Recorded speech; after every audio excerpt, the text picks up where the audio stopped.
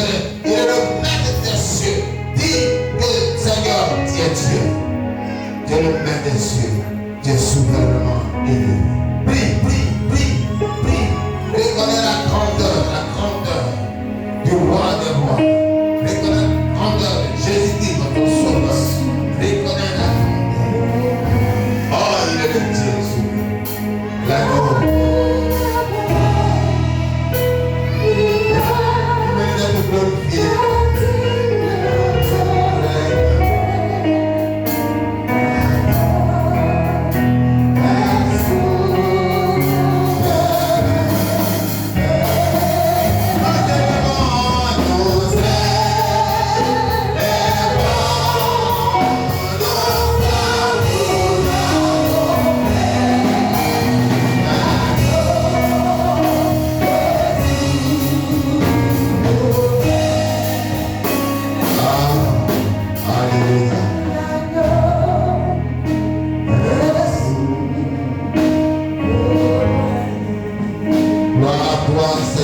Ce soir encore, au moment où la nuit, Seigneur, nous savons que ta souveraineté s'est manifestée. Parce que c'est toi qui nous as tenus dans les creux de ta main. C'est toi qui paies.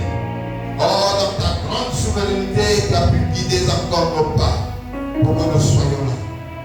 Que toute la gloire te revienne. Que l'honneur, la magnificence, Père, te revienne pour ce moment d'adoration, pour ce moment de communication, pour ce moment d'enseignement, Seigneur Dieu. Que la gloire te revienne. Béni sois-tu pour ta présence. Toi, celui qui détruit en nous tout ce qui n'est pas de toi. Toi, celui au travers de ta parole, Seigneur. Oh Dieu, qui va ôter en nous tout ce qui n'est pas de toi, tout ce qui nous retient captifs. Enfin, que notre vie soit une vie délivrée, une vie libérée pour la gloire de ton Seigneur, au nom de Jésus-Christ. Alléluia. Alléluia, on va s'asseoir.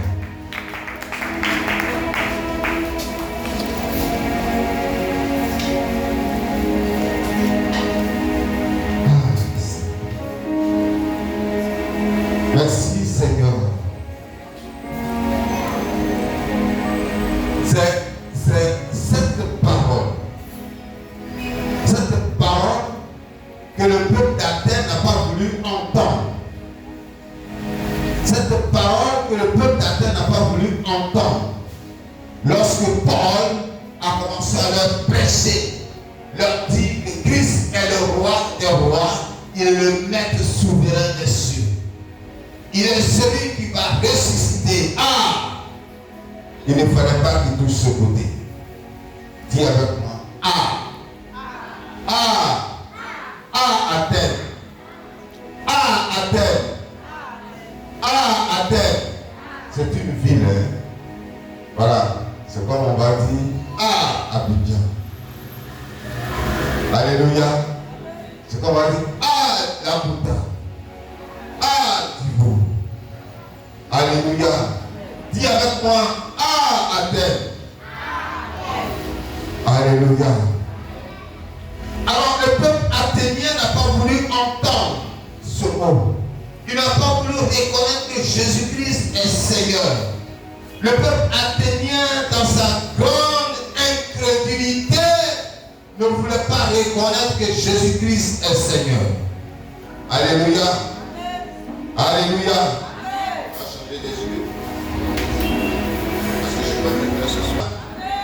Alors, le thème qui nous rassemble ce soir, que le Seigneur veut que nous puissions aborder, c'est à un Dieu inconnu. À un Dieu inconnu. Un Dieu qu'on ne connaît pas. On ne le connaît pas. Quand on ne le connaît pas, on le recherche tous les jours. Et on veut savoir comment il est fait, comment il est. Mais en même temps, pour certaines personnes, ils disent qu'il est inconnu, qu'ils le cherchent, ils ne sont pas convaincus de pouvoir le rechercher, pour considérer véritablement qu'il est le Dieu souverain. Alléluia. C'est l'attitude du peuple athénien. Il ne veut pas reconnaître que Jésus-Christ est Seigneur. Ils ne veulent pas véritablement reconnaître que Jésus-Christ est le roi des rois.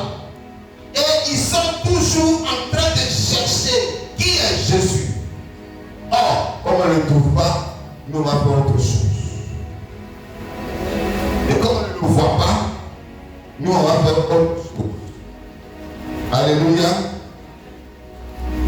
Quand nous lisons les Actes des Apôtres au chapitre 17, le verset 23 retient notre attention.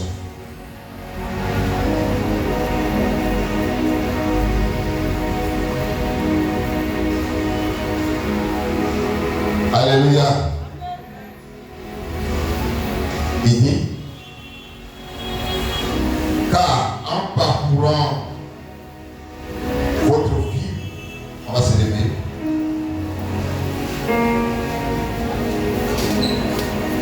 Il dit, car en parcourant votre vie et en considérant les objets de votre dévotion, j'ai même découvert un autel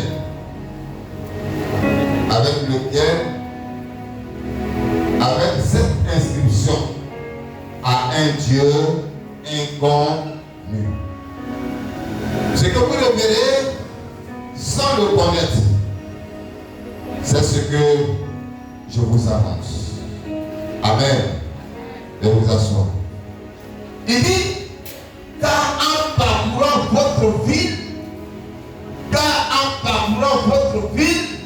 j'ai même découvert en un lieu où vous avez bâti un hôtel sur lequel il est inscrit à un Dieu inconnu. À un Dieu inconnu. Parce que le peuple athénien recherche Dieu. Il recherche Dieu. Il le trouve, il le recherche partout, mais il n'arrive pas à le trouver. Donc ils sont obligés de bâtir un hôtel pour dire à tout le monde, à un Dieu inconnu.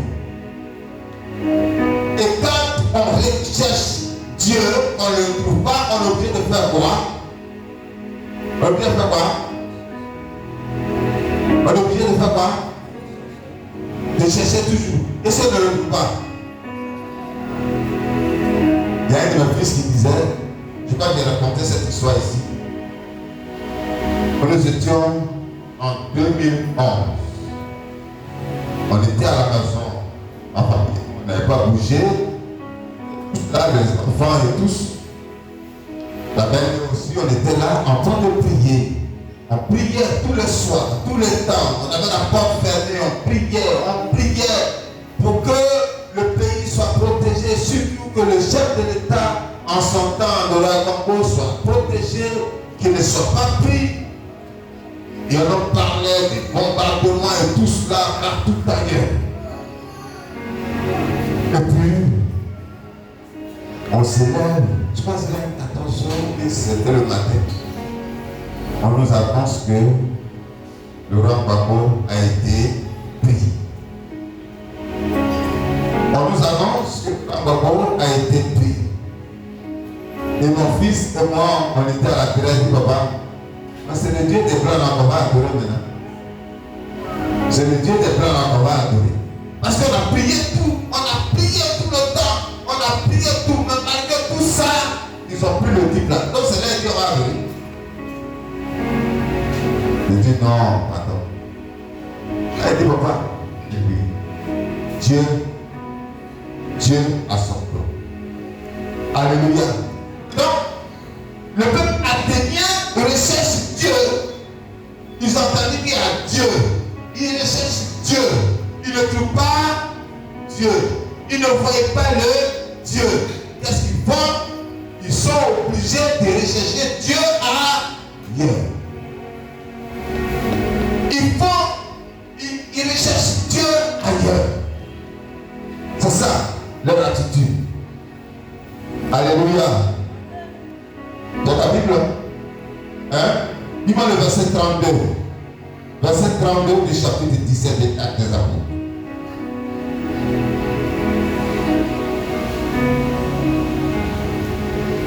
Retenons le verset 23, hein, c'est le verset d'appui. Acte 17, verset 32.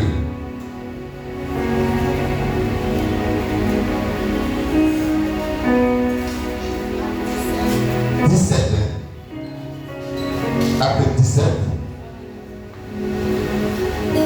Je relis ça. 17, verset 32. Lorsqu'ils entendirent parler de résurrection des morts, les uns se moquaient, uns se moquaient, et les autres disent, nous l'entendrons là-dessus une autre fois. Nous t'entendrons là-dessus une autre fois. Amen. Amen. L'apôtre Paul leur parle de Jésus. Et il leur parle de la résurrection de Jésus. Il ne veut pas entendre ça. Non, si c'est de ça que tu parles, bon, la prochaine fois, tu vas nous parler de ça. Mais nous, ce que tu dis là, ça ne nous convainc pas. Nous, on s'en va. Ce que toi tu dis là, ça ne nous convainc pas. Nous, on s'en va. Alléluia. On va, la prochaine fois, quand on sera encore réunis, tu vas nous en parler. Mais ce que toi tu dis là, tu parles de résurrection des morts, nous là, ça ne nous dit rien. La prochaine fois, on va t'écouter. D'autres même, on va fouiller ça. Puis d'autres disent, la prochaine fois, on va t'écouter.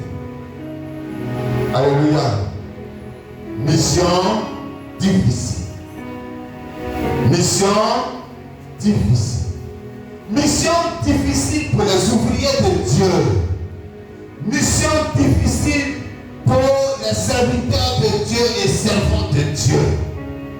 Et toujours, ils ne font que parler, d'annoncer, de parler, de convaincre le peuple. Mais certains restent campés sur leur décision, sur leur attitude, sur leur comportement. Ils ne veulent pas rechercher Jésus. Ils ne veulent pas entrer dans son intimité. Ils ne veulent pas obéir à ses ordres. Chacun fait sa volonté. Alléluia. Et c'est un peu dit, on a longtemps que j'ai prié. Ce que je recherchais, je n'ai pas eu. Ah! Je suis sûr que tu viens ici pour faire belle figure. C'est-à-dire, Dieu me dit pas, comme on pourrait me dire, on dit que je ne vais pas à l'église, je vais partir à l'église quand même. Mais ce que j'ai demandé à Dieu depuis longtemps, je n'ai pas reçu. Donc, moi-même, je suis découragé. Alléluia. Alors, frères et sœurs, nous comprenons et nous savons que depuis l'effusion du Saint-Esprit, les disciples, les apôtres étaient tenus d'aller partout ailleurs pour annoncer la bonne nouvelle. Pour que Christ soit proclamé, Christ soit connu, afin que des églises soient bâties et que chacun, le peuple, la créature de Dieu reconnaisse que véritablement Christ est vivant, qu'il est mort et qu'il ressuscitera. Alléluia. C'était leur mission. Et donc, ils parcouraient des régions, ils parcouraient les villes, ils parcouraient les villages, même les campements. Et dans cette histoire des Actes 17, l'apôtre Paul lui choisit Silas comme compagnon pour marcher avec lui. Alléluia. Et l'Esprit a commencé à les conduire. Ils sont allés en Syrie, en Cilicie, au bord de la mer. Et là, l'Esprit leur dit non. Ils entendent quoi? Passe à Macédoine et secours. Donc ils arrivent dans la région de la Macédoine.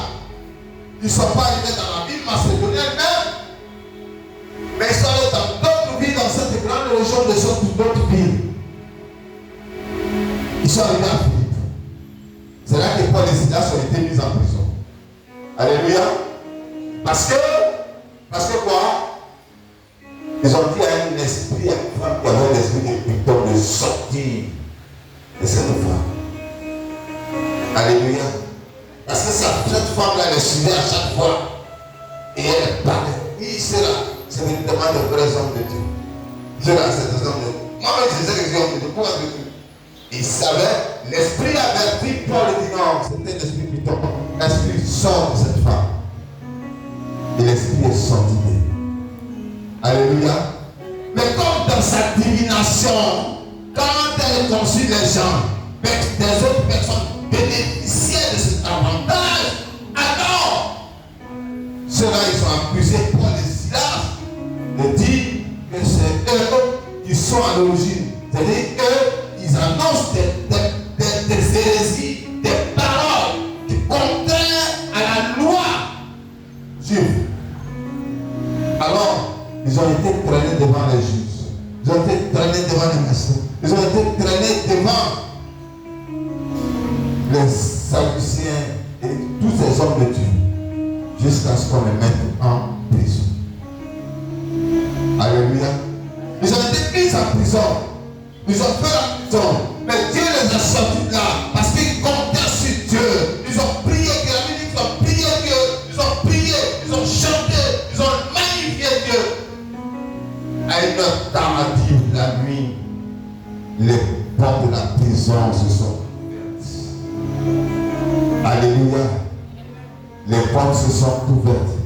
Ils ont dit aujourd'hui, quand on les met à bloquer, il faut les amener au bâtiment C. C'est le bâtiment des criminels. Donc on les a mis au bâtiment C. C'est là-bas ils étaient. Et c'est là-bas qu'ils ont eu la confiance. Ils étaient confiants, ils ont chanté, ils ont prié, ils ont magnifié Dieu. Ils avaient cette assurance que véritablement ils étaient avec le Seigneur. Alors, comme le Seigneur n'abandonne pas ses enfants, c'est là qu'ils ont reçu leur libération. Et le geôlier qui était là, quand il a vu les portes ouvertes, la Bible dit qu'il a pris un couteau pour se faire du mal. Non, ne te tue pas, nous sommes là. Il dit, que faut-il que je fasse pour être sauvé? Crois au Seigneur Jésus-Christ et tu seras sauvé, toi et ta femme. Le gardien de la prison s'est fait baptiser avec sa famille. Alléluia. Il a reconnu vraiment la puissance et la grandeur de Jésus-Christ. Et là, ils sont partis à Philippe. Ils sont arrivés à Thessalonique. Ils n'ont pas duré. Et ils sont arrivés à Péli. C'est là que Paul a laissé Silas dans le but qu'il le rejoint à Athènes. L'Esprit amène Paul à Athènes. Paul arrive à Athènes.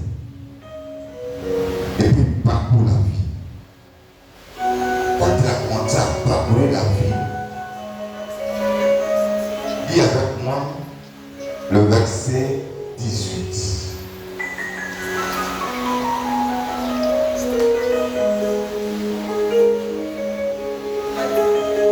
Ah oui, acte 17. Acte 17, verset 18. Quelques philosophes épicuriens et stoïciens se mirent à parler avec lui. Et l'un des uns disait, que veut dire ce discoureur? Le discoureur. Alléluia. Voilà, commencez-vous. Et donc, quand il a commencé à parcourir, dans cette ville, il y avait des philosophes. Il y avait des grands écrivains, des historiens qui étaient là. Mais comprendre que dans cette ville de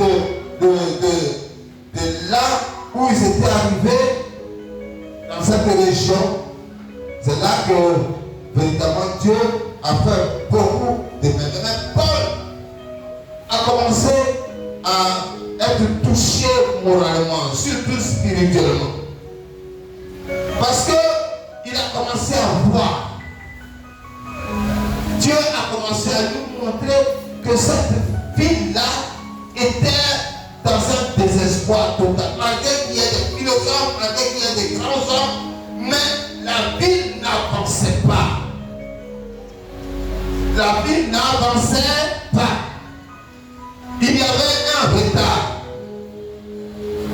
Et il a découvert, l'Esprit a montré qu'il a découvert qu'à Athènes, il y avait beaucoup d'idoles. Les gens adoraient des idoles. Qu'est-ce qu'ils faisaient? ils adoraient des idoles. Alléluia. Donc l'apôtre Pierre, spirituellement, il est averti par l'Esprit de Dieu, voir que la ville était évidemment dans un enclos, enfermée dans une situation difficile, à tel point que la vie ne peut pas déclencher. Parce que il y avait des difficultés au plan spirituel. C'est là que parcourant, avançant, il voit que les Athéniens adorent des idoles. Ils adorent des idoles. Parce que pour eux, ils ont cherché Jésus. Ils cherchent Jésus. Ils cherchent Dieu dont on parle. Ils ne le trouvent pas. Ils sont obligés pour eux d'adorer des idoles. Parce que pour eux, en adorant ces idoles, ils seront en communion avec Dieu. Ils vont parler avec Dieu. Alléluia. Et c'était leur pratique, leur manière pour eux d'entrer en communion avec Dieu, leur manière pour eux de parler avec Dieu. Parce qu'ils ne le voyaient pas. Ils étaient dans cette situation difficile.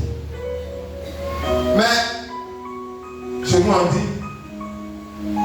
dit qu'on emploie des expressions, on dit, Wakou Sabo, Wakou, c'est-à-dire quand tu peux mourir, c'est pas tout le monde qui meurt en même temps. Est-ce qu'on dit non? C'est pas tout le monde qui meurt en même temps. Alors, il y avait quand même quelques-uns qui ont accueilli Paul, qui croyaient, et qui allaient aussi dans la synagogue avec lui, et qui écoutaient la parole, et qui accompagnaient Paul dans la ville lorsqu'il prêchait. Mais quand Paul prêche, on a donné raconter des histoires là. Il ne voulait pas reconnaître réellement que Jésus-Christ était Seigneur. Il est mort, il va te ressusciter. De quoi est-ce qu'il parle? Nous, ce que nous connaissons, c'est l'adoration de nos fétiches, de nos idoles. C'est ce que nous connaissons. Nous là, ça ne nous dit rien. Mais l'apôtre Paul, poussé par l'Esprit de Dieu, qui voyait que la ville était dans un enclos, la ville était triste, la ville elle-même n'avançait pas.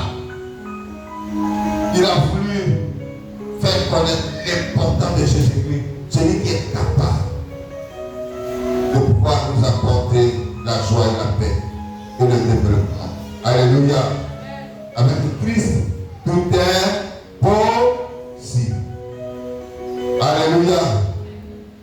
Dis à ton frère, avec Christ, tout est possible.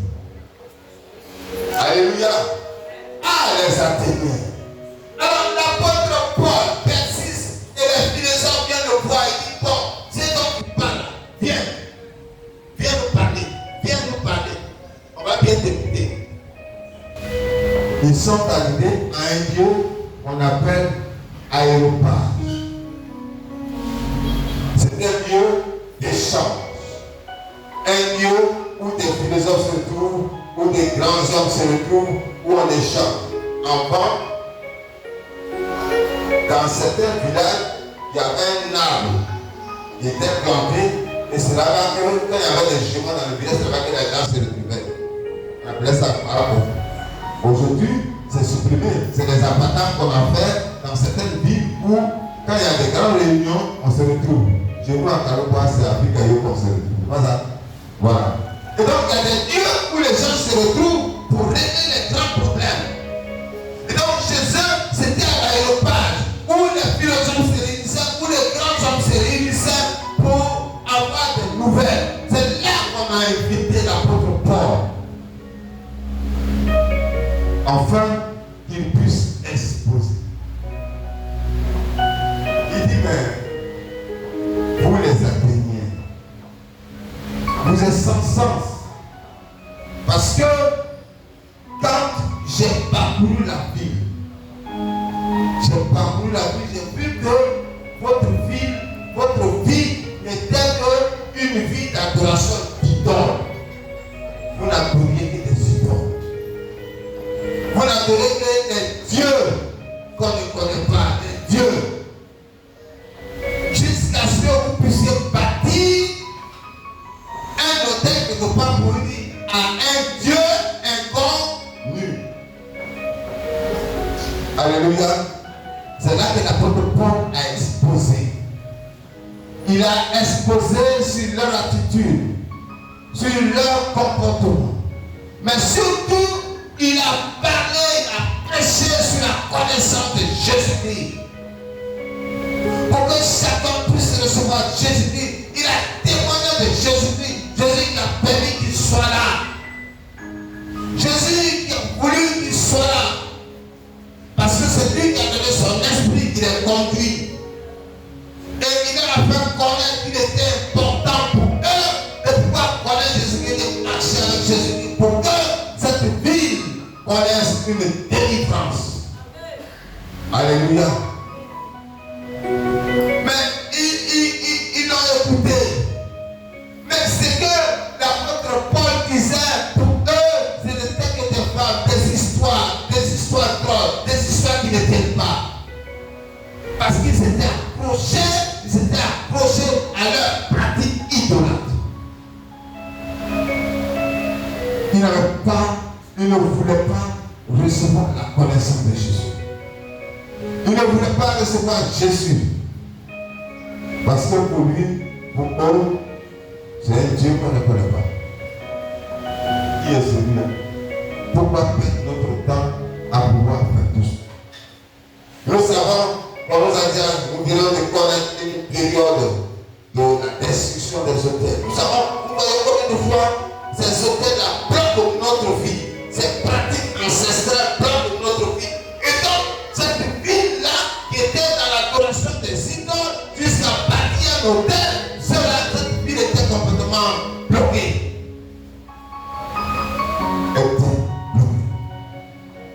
Elle a avancé. Parce que ce peuple demeurait dans ces choses.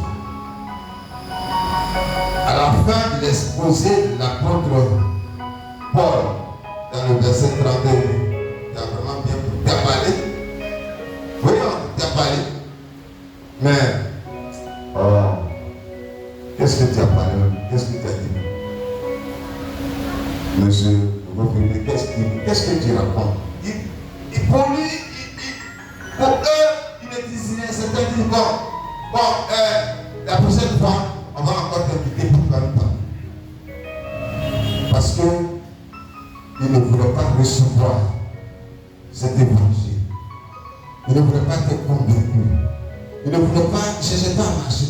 Pour eux, leur seul avantage, c'était d'adorer les idoles. C'était pour eux leur avantage. C'était pour eux leur bénéfice. Parce que ce Dieu dont l'apôtre Paul parlait, c'était pour eux une perte de temps. Et ces philosophes étaient dans des pratiques qui n'adoraient pas Dieu. Alléluia. Mais le fait qu'ils soient dans ces idoles, dans ces pratiques qui n'adoraient pas Dieu, il y avait un retard dans leur vie. La vie n'avançait pas comme la vie pour eux. Comprends que si tu n'as pas Dieu, quand tu n'as pas Jésus, et que véritablement tu marches, ta vie ne peut pas avancer. Ta vie est bloquée. Et surtout encore, qu'ils étaient dans des adorations, ils avaient bâti des hôtels, alors c'était un blocage total. Frère.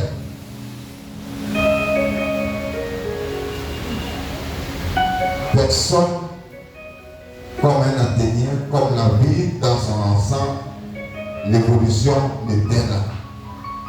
Parce qu'ils étaient dans cette situation. Au travers de cette attitude des Athéniens, au travers de l'état de la ville, je me suis posé une question. Je me suis demandé moi-même.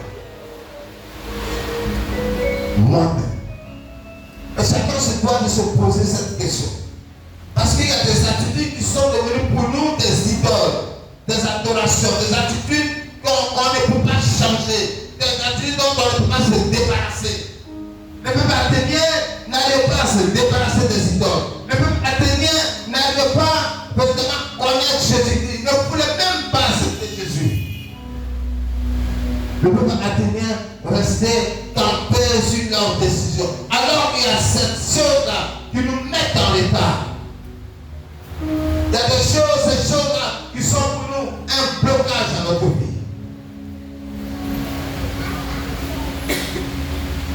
Il dit, en Athénie, j'ai découvert dans votre vie que partout ailleurs, vous adorez des idoles. Alléluia. Mais il y a certains même qui considèrent que même celui qui est mort il y a combien d'années là, il est toujours leur idole. Ce jeune homme, qui est mort, il est toujours leur idole. Et continue toujours de le célébrer. Il continue toujours de le célébrer. Il continue toujours d'être dans sa pratique. Mais est-ce que vous pensez que quand ils sont toujours en train de célébrer ce mort, ils sont en train de célébrer et d'être dans ces pratiques, est-ce que vous pensez qu'ils vont évoluer? Mais non, pour eux ils évoluent, mais c'est dans un mauvais sens. Et là, et donc, il y a des choses qui sont pour nous des idoles qui font qu'on ne peut pas évoluer. Et la première idole qui voulait nous révéler, et c'est ce que nous sommes, et c'est ce que nous faisons ici. Quand on voit les cris du soir, les chaises sont vides. Ça, on ne peut pas s'en passer de ça. On ne peut pas s'en passer de ça. Les cris du soir, pour nous, on ne veut pas être là. Pour nous, c'est dimanche. Pour nous, c'est dimanche. Ce sont des attitudes qui nous retiennent captifs. À tel point qu'on ne peut pas bénéficier beaucoup de grâce à la part de Dieu. Ça, c'est des comportements, c'est des attitudes qui font des blocages sur notre vie. C'est ça. C'est ça. Alléluia. Si les Athéniens adorent des idoles, pour nous, il y a des attitudes qui sont des idoles pour nous et qui font blocage sur notre vie. Et qui font des blocages sur notre vie. À tel point qu'on ne peut pas recevoir la bénédiction de la part de Dieu. On a fixé un temps avec Dieu, un jour avec Dieu, mercredi, vendredi et dimanche. On fait exception des autres jours et puis moi c'est dimanche, je vais venir adorer Dieu. Il a dit pour moi, c'est dimanche, je vais bien. Alléluia. C'est ça. Et il nous arrive de négliger l'œuvre de Dieu. La négligence de l'œuvre de Dieu, au travers de la négligence de l'œuvre de Dieu, Dieu ne peut pas nous dire. C'est devenu pour nous un comportement, une attitude. C'est une idole.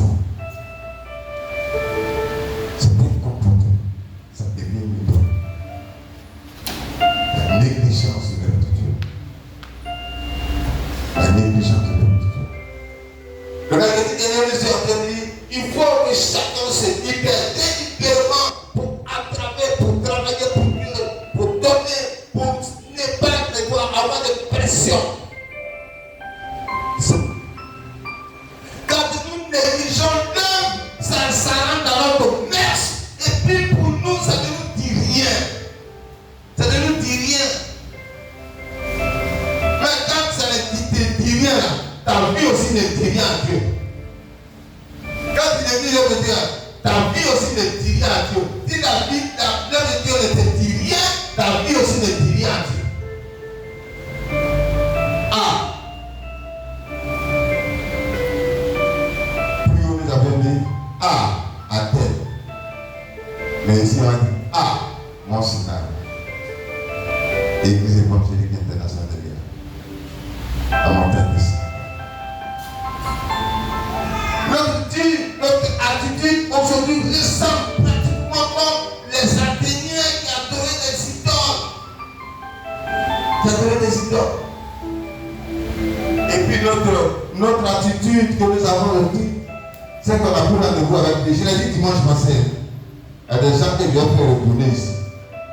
J'ai dit dimanche passé. On a pris rendez-vous avec Dieu à 8h30 depuis le démarre. Si on a accusé 30 minutes de retard, c'est bon. Mais jusqu'à envier à 10h. Non. 10h. C'est rentré dans notre cœur, dans notre attitude, dans notre comportement. Est-ce que vous pensez qu'avec ça, Dieu va nous bénir? Non. Non. Je ne sais pas s'il y a quelqu'un qui va nous donner une réponse dans ce sens. Une réponse positive, bien sûr. Est-ce que vous pensez que quand on est quand on est en retard pour l'œuvre de Dieu, est-ce que vous pensez que Dieu va nous bénir? Mais quelqu'un m'a dit, Abraham, c'est le nouveau bleu de Dieu. Abraham a reçu les ouvriers de Dieu. Abraham a été béni. Et Dieu lui a fait la grâce de l'année prochaine, la femme va avoir un enfant. Alléluia. Mais quand ça ne nous dit rien, et qu'on prend notre temps à la maison, et puis on dit, bon, comme papa vient, tu vois, à 11h, nous on va venir à 10h. Puis, il a sa relation avec Dieu. Et puis il est le Dieu. Il est sous la conduite du Saint-Esprit. Mais toi, c'est la loi qui régit ici dans cette assemblée. C'est la loi qui régit ici dans cette assemblée. C'est la loi qui régit. C'est que le culte commence à 8h30. Avant 8h30, on doit être. On doit faire des efforts pour que Dieu puisse nous accorder ses grâces. Mais si on ne le fait pas, notre attitude sera comme cette ville d'Athènes. C'est-à-dire notre vie sera comme ce que les Athéniens ont vécu en son temps. Alléluia. Alléluia. Alléluia.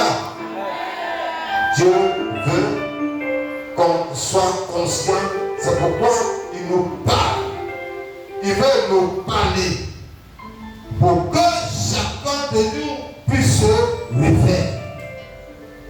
Il veut nous parler. Il veut nous parler. Quand on néglige l'œuvre de Dieu, souvent on est appelé à le servir et puis nous on met notre règle. Non? Certaines heures, en tel moment, j'ai fini de servir. Quand j'aurai tel âge, c'est là que j'ai venu de servir. Ou quand je serai comme ça, c'est là que j'ai venu de servir. Non. Avec Dieu, on ne fonctionne pas comme ça. Alléluia. Il faut que chacun de nous puisse se débarrasser de ces attitudes qui sont pour nous des idoles. Ils font des blocages sur notre vie. Alléluia. Il y a beaucoup d'autres choses que nous faisons dans lesquelles Dieu ne va pas nous payer. Quand il y a certaines attitudes, nous sommes parlés en train de parler 10-15 mots. C'est ce que ton frère dit là, ça. Quand il te parle, c'est qu'il dit la pluie dans tes oreilles. Pour toi, c'est ça. Pour toi, c'est ça qui est la réalité. Nous manquons souvent nos amis, nos frères dans nos attitudes. Il faut que nous puissions changer. Et c'est ça, c'est à ça que l'apôtre Paul a appelé les Athéniens à un changement d'attitude, à un changement de comportement, à un changement d'acte. Il faut que nous changeons. Que nos attitudes ne soient pas pour nous comme des idoles, des adorations. Non! Nous devons marcher selon que Jésus veut. Nous devons marcher selon que Jésus veut. Parce que si nous voulons prendre notre attitude et que nous nous contentons dedans, alors on ne peut plus avancer. Alléluia. Alléluia. Je voudrais profiter pour dire et pour nous dire que comme je ne parle pas dans ces jours-ci, on a ramené ça encore mercredi. Je ne veux pas avoir des bouteilles d'eau dans ce temps. Nous sommes ici là, c'est Dieu qu'on adore. Dieu le boit, on va au le bois, on boit. Je veux pas que celui qui laisse des bouteilles d'eau qui devient pour nous notre attitude. Parce que pour nous, on est dans la maison de Dieu, on va voir que ce soit pasteur, tout le monde, personne. Je ne veux boire des bouteilles d'eau ici. Parce que si nous prenons la maison de Dieu comme un vacarme, Dieu ne peut pas nous bénir. Il faut que chacun nous sache. L'apôtre Paul arrive à Athènes et puis il voit que la ville n'avance pas. Parce qu'il a averti spirituellement. C'est en parcourant maintenant la ville qu'il découvre qu'il y a des idoles partout qui sont un blocage pour la vie. Notre attitude, notre comportement, notre manière de parler, notre désengagement sont pour nous des idoles qui font des blocages sur notre vie. Alléluia. Il faut que chacun de nous se dévoue, que chacun de nous fasse véritablement revoir sa vie, que chacun revoie sa vie, qu'il s'engage devant le Seigneur, qui véritablement se donne réellement pour que nous puissions avancer, pour que nous puissions avancer, pour que nous puissions proclamer la bonne nouvelle. Ah, ce comité des missionnaires qui est complètement bloqué. Pas bloqué même. Je ne sais pas comment quel mot je vais appeler. Mais c'est ça. Disparu, merci mon frère. Disparu. Disparu. Et pourtant Dieu a confié la mission de le faire. Mais ça a disparu. Les Jésus n'ont pas personne ici. Là. Parce que chacun tient compte de sa préoccupation. Chacun a sa préoccupation à la maison. Non, je suis en train de faire ça, je vais aller ici, je vais faire ça. Au moment où on te disait que tu vas faire partie de ce comité de missionnaires, tu aurais dit non, je ne veux pas. Et tu as accepté, mais malgré tout cela, tu n'es plus pas.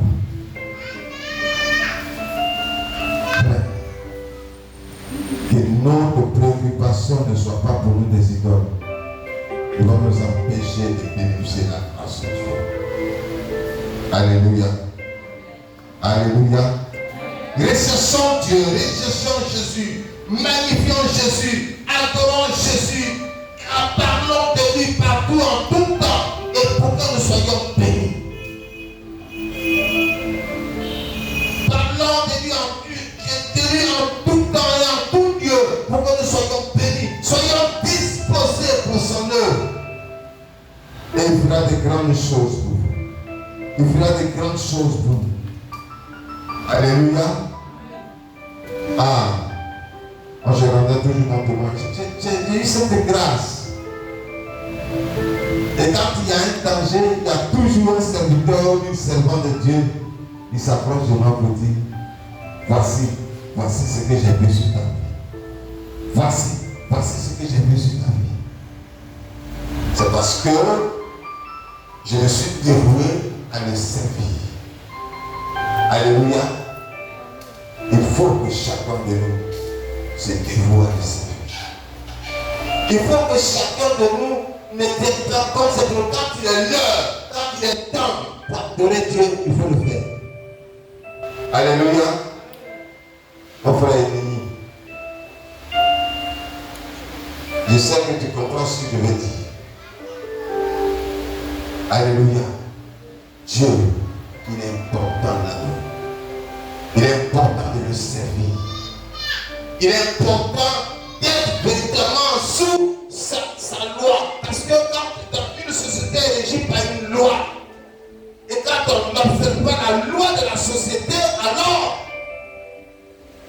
quelque part, on te renvoie de la société. Ça, on te renvoie de la société. Dans certaines sociétés, on dit, Biscuits là-bas, on fabrique biscuits. On fabrique biscuits. S'il est à l'usine, vous pouvez manger le biscuit là. C'est ça, non? Vous pouvez manger. Vous ne sortez pas avec. Vous ne sortez pas avec.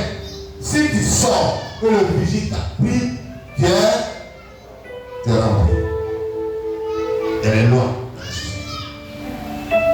Je prie que le Seigneur nous y aide et que nous puissions observer notre vie, nous puissions observer notre engagement, nous puissions observer notre marche avec le Seigneur et que la vie que nous vivons ne soit pas pour nous comme des idoles, des choses lesquelles on ne peut pas s'en débarrasser. Les ateliers disent, oh Paul, ce que tu as appelé de dire là, oh, pour l'instant. Et puis donc, la prochaine fois, on va t'écouter. Combien de fois on ne nous parle pas? Combien de fois on ne nous pratique pas notre engagement? Combien de fois on ne nous pratique pas de Jésus-Christ? Combien de fois on ne nous pratique pas de notre comportement? Combien de fois?